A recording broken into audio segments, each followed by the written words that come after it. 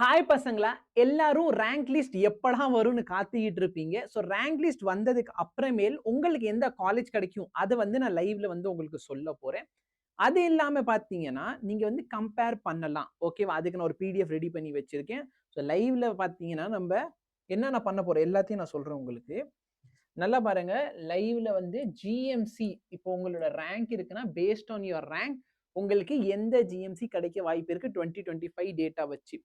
அது வேணும்னா நீங்களே நான் ஒரு பிடிஎஃப் ரெடி பண்ணி வச்சிருக்கேன். அந்த பிடிஎஃப் பாருங்க. அந்த பிடிஎஃப்ல என்ன பண்ண போறீங்கன்னா உங்களோட ரேங்கை பாரு. அந்த ரேங்க் எந்தெந்த காலேஜ் எல்லாம் பாசிபிலிட்டி இருக்கு அப்படிங்கறத செக் பண்ணிக்கோங்க. ஓகேவா? இப்போ சார் எனக்கு ஃபைனல் ரவுண்ட், ஏன்னா இப்ப நான் சொல்ல போற டேட்டா ஃபர்ஸ்ட் ரவுண்ட் கூடிய டேட்டா. இன்னைக்கு நான் லைவ்ல உங்களுக்கு காட்ட போற டேட்டா ஃபர்ஸ்ட் ரவுண்ட் கூடிய டேட்டா. ஆனா சார் எனக்கு ஃபைனல் ரவுண்ட் வரைக்கும் எனக்கு கன்ஃபார்மா சீட் கிடைக்குமா கிடைக்காதா அப்படின்னா டோட்டல் எத்தனை சீட்ஸ் இருக்கு அப்படிங்கறத நம்ம கால்குலேட் பண்ணிக்கலாம். நான் இதுல 36 காலேஜ் எடுத்திருக்கேன். ஸோ மொத்தம் எவ்வளவு சீட்ஸ் இருக்குன்னா 5200 சீட்ஸ் இருக்குது. இதுல நான் இஎஸ்ஐசி கேகே நகரை சேர்க்கவே இல்லை. சேர்த்தீங்கன்னா என்ன ஆகும் சார்? ஒரு 149 சீட் இன்க்ரீஸ் ஆகும். சரி, அந்த ஏன் அந்த 1 சீட் கம்மியா இருக்குங்கிறது தெரியல. ஸோ 149 சீட் இதுல சேர்ந்து. ஓகே, இப்ப இந்த 5200 சீட்டை அப்படியே நம்ம தமிழ்நாடு கவர்மெண்ட் கேட்டா இல்ல. இதுல நான் 15% ஆஃப் த சீட்ஸை கம்மி பண்ணணும். ஸோ 5200க்கு 15% போட்டீங்கன்னா 780 கிட்ட வருமா? 5200 இன்டூ 15 780 கிட்ட வருதுடா. சரியா? ஸோ இதுல 780 சீட் போயிருச்சு. அப்ப 780 சீட் போயிருச்சுன்னா எவ்வளவு சார்? 5200ல இருந்து 780 குத்து மதிப்பு 800 சீட் போயிருச்சு. இவ்வளவு சீட்ஸ் இருக்குடா. இப்ப இந்த சீட்ஸோட ஸோ இது 15% இது ஆல் இந்தியா கோட்டாக்கு போயிரும். கரெக்டா? இதுல இருக்கிற ரிமைனிங் சீட்ஸ் என்ன அப்படின்னு பாத்தீங்கன்னா 7.5%.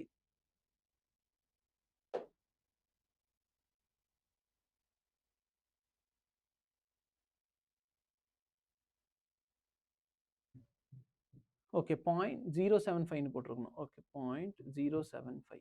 ஸோ 331 சீட்டு. சரி, இதோட பாதி. ஸோ எக்ஸாக்டா பாதி வராது, ஏன்னா அது போனதுக்கு அப்புறம் மிச்சம் இருக்கிற சீட்டோட 7.5%. ஸோ இவ்வளோ சீட்ஸ் இது யாருக்கு போயிடும் அப்படின்னு பாத்தீங்கன்னா 7.5% கோட்டாக்கு போயிடும். இப்போ ரிமைனிங் எவ்வளோ சீட்ஸ் இருக்கு சார்?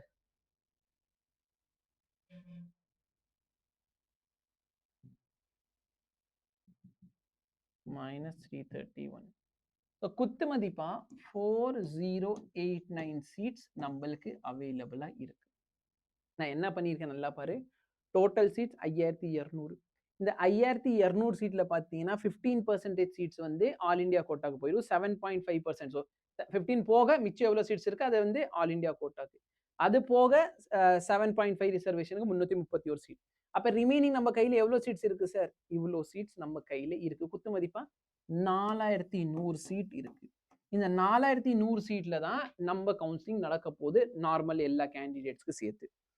இப்ப யார் யாருக்கு எவ்வளவு பர்சன்ட் ஒதுக்கீடுனா ஓசி கேட்டகரிக்கு 31%, பிசி கேட்டகரிக்கு 26.5, பிசிஎம்க்கு 3.5, எம்பிசிக்கு 20, எஸ்சிக்கு இவ்வளோ, எஸ்சிஏக்கு இவ்வளோ, எஸ்டிக்கு இவ்வளோ.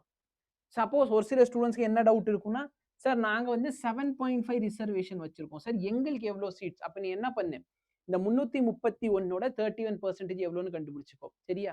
அப்ப என்ன பண்ணணும் அப்படின்னா, நான் கொடுத்துருக்க இந்த வேல்யூவை 3.31 மல்டிப்ளை பண்ணிக்கோ. 3.31 இன்டூ 31 போட்டுக்கோ. எனக்கு எவ்வளவு சீட்ஸ் தெரிஞ்சிடும். 3.31 இன்டூ 26.5, 3.31 இன்டூ 3.5 இப்படி போட்டேன்னா எவ்வளவு சீட்ஸ் ஒரு கேட்டகரிக்கு இருக்குன்னு உனக்கு தெரிஞ்சு போயிடும்.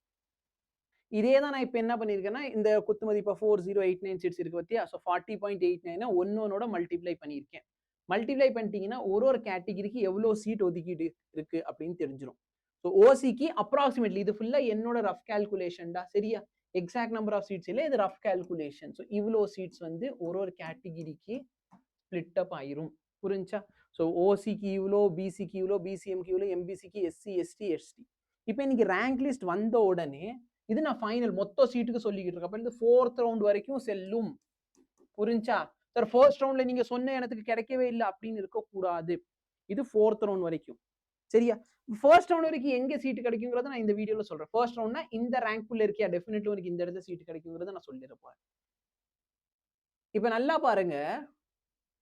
இந்த ரேங்க் எடுத்திருக்கீங்கன்னா உங்களுக்கு சீட்டுடா. ஓசி கேட்டகரி. ஸோ இது வந்து 2025க்கான டேட்டா. ஓசி கேட்டகரியில இந்த ரேங்க் எடுத்தா சீட்டு.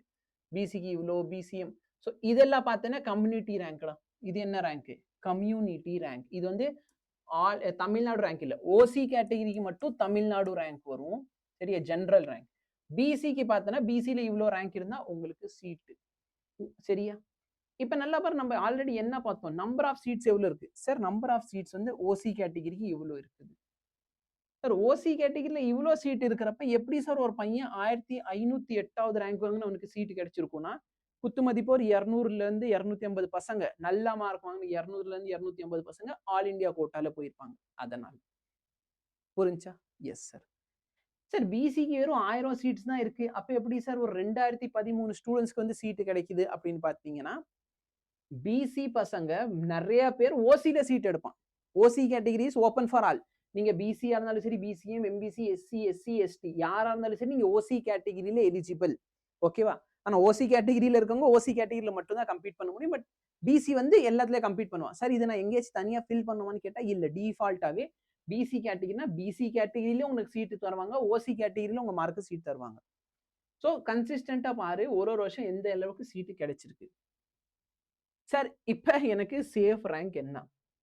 நல்லா பாரு. எத்தனை சீட்ஸ் இருக்கோ அத்தனை சீட் அந்தந்த கேட்டகரி கொடுத்து தான் ஆகணும். கரெக்டா இல்லையா? இதுல மாற்று கருத்தே இல்ல. அப்ப டெஃபினெட்லி ஃபர்ஸ்ட் ரவுண்ட் முடியறப்ப சப்போஸ் உன் ரேங்க் வந்து ஓசில வந்து உன் ரேங்க் வந்து 1267 இருக்குன்னா டெஃபினெட்லி உனக்கு சீட் கிடைக்க போகுது. பிசிக்கு 1083 டெஃபினெட்லி சீட். பிசிஎம்க்கு இவ்வளோ சீட்ஸ் இவ்வளோ சீட். ஃபர்ஸ்ட் ரவுண்ட்ல டெஃபினெட்லி இதுல மாற்று கருத்தே இல்ல. ஓகே. லாஸ்ட் ரவுண்ட் போற வரைக்கும் இந்த ரேஞ்சில உனக்கு மார்க் இருந்தா உனக்கு டெஃபினெட்லி சீட் கிடைக்கும்.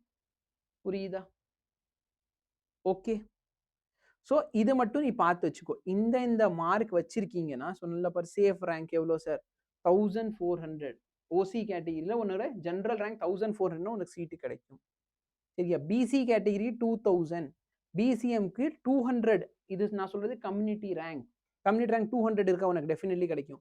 எம்பிசிக்கு 1100 இருந்தா கிடைக்கும். சரியா? இதுக்கு மேலேயும் கிடைக்க வாய்ப்பு இருக்கு. பட் டெஃபினெட்லி இந்த கவுன்சிலிங்ல உனக்கு சீட்டு கிடைக்கும். அதை ஞாபகம் வச்சுக்கோ. ஸோ இந்த சேஃப் ஸ்கோர் வச்சிருக்கீங்கன்னா கிடைக்கும். சார் எனக்கு வந்து காலேஜ் எந்தெந்த காலேஜ் கிடைக்குன்னா லைவ்ல நான் காலேஜ் ப்ரெடிக்ட் பண்ண போறேன். சார் ஃபைனல் ரவுண்ட் வரைக்கும் டேட்டா கொடுங்க அப்படின்னா ஃபைனல் ரவுண்டுக்கான டேட்டா நான் பிடிஎஃப் ரெடி பண்ணி வச்சிருக்கேன். எனக்கு இந்த நம்பர்ல சரியா? இந்த நம்பருக்கு நீ மெசேஜ் பண்ணு. அந்த மெசேஜுக்கு நான் வந்து ஒரு குரூப்போட லிங்க் கொடுத்துறேன். இந்த குரூப்ல வந்து இந்த பிடிஎஃப் நான் கொடுத்து வச்சிருக்கேன். நீங்க அங்க போய் இதை பார்த்துக்கோங்க. சரியா? ஸோ அதே மாதிரி கவுன்சிலிங் ரிலேட்டட் என்ன டவுட்னாலும் சரி நீங்க அந்த இடத்துல என்கிட்ட கேட்கலாம். ஓகே. ஸோ என் சைட்லேருந்து முடிஞ்ச அளவுக்கு உங்களுக்கு சப்போர்ட் பண்ணுறேன். உங்களுக்கு டவுட் டிஃபிகல்ட்டி ஏதாச்சும் இருந்துச்சுன்னா கேளுங்க. ஸோ லைவ் நான் வந்துடுவேன். Don't worry. நம்மளுக்கு எந்த டைம்ல வந்து இது கிரியேட் ஆகுதோ ரேங்க் லிஸ்ட் வருதோ அப்போதைக்கு நான் லைவ் வரேன். லைவ்ல எந்த காலேஜ் ப்ரெடிக்ட் பண்ணலாம். பட் அதை தாண்டி உனக்கு சார் ஃபைனல் ரவுண்ட் வரைக்கும் டேட்டா வேணும். அந்த டேட்டா நான் போட்டு வச்சிருக்கேன். அதை செக் அவுட் பண்ணிக்கோங்க. Thank you so much. Have a nice day.